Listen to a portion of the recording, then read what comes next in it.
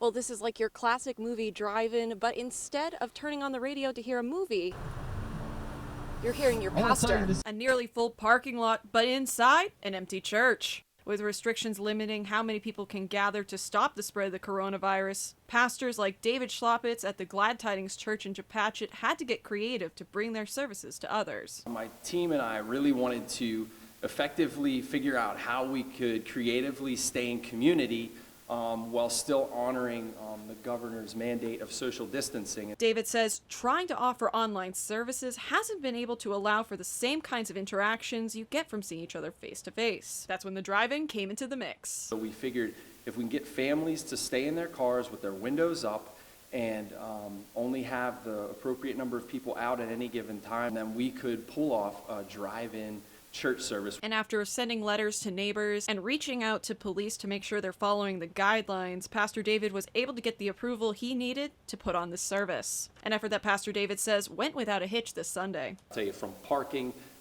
to exit, it was beautifully translated. I'm trying not to get too emotional because it was just a special day for me as a pastor to be able to be with the people that I love. With challenges now emerging because of the pandemic, Pastor David says finding a safe way to come together is so important.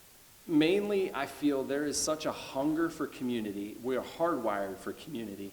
And that was just suddenly kind of taken away. Seeing their faces, you're there with them. You're not looking at a device.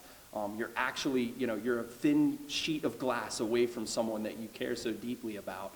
And as the situation keeps evolving, Pastor David says he plans to do these drive-ins indefinitely. In Chepatchet, I'm Kate Wilkinson, Eyewitness News.